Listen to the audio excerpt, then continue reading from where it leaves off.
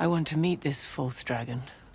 Only Liandrin, Alana, and I are strong enough to shield him from using the One Power. Can he hear us? I heard he conquered half of Ghealdan and had the king himself at his back. How did you get to him? Crept into his camp and shielded him as he slept. And the madness? How far gone is he? We don't need a trial to mete out the proper punishment. The Amalyn seat, she will decide what he deserves. Let me share the burden.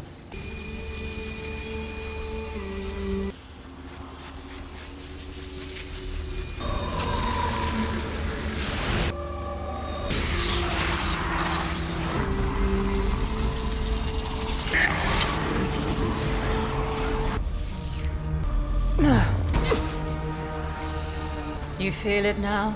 That's half his power.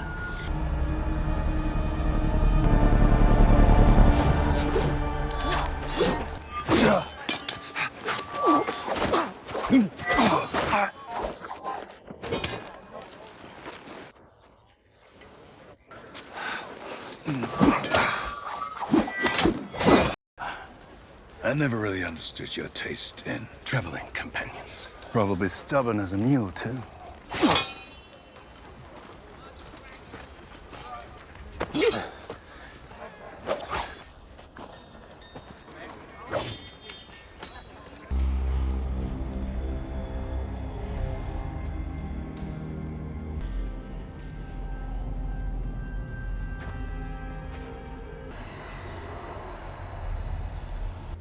When I chose green, the battle Laja, warriors strained to defend humanity from the Dark One at the last battle. There have been false dragons before. It's just another sign. The end of this age is here. I'm glad we'll have your strength on our side.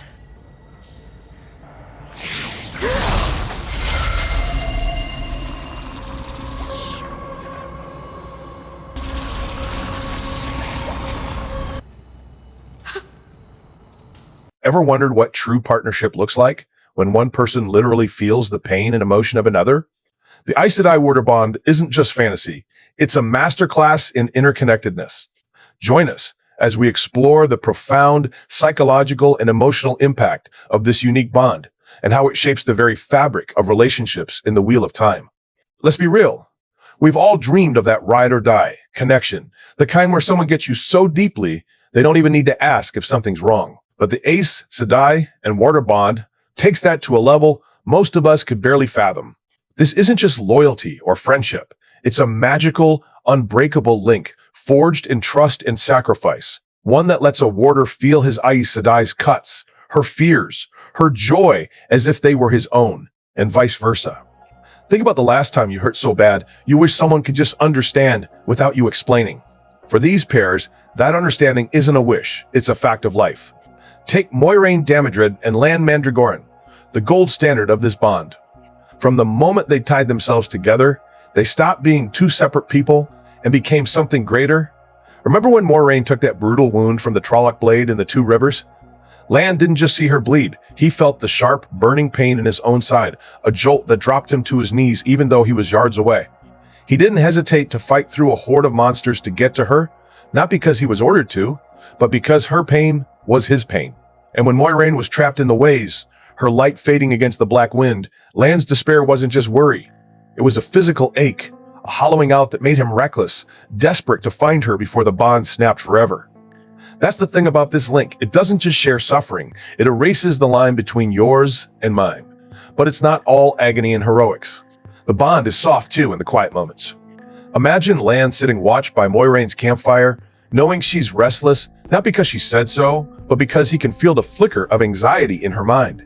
Or Moiraine pausing mid-spell to send a calm, steadying thought to Lan when a battle gets too fierce, a silent, "I'm here," that grounds him in the chaos. These small, unspoken exchanges are what make the bond feel so real, so human, even in a world of channeling and prophecies. It's the way Lan knows.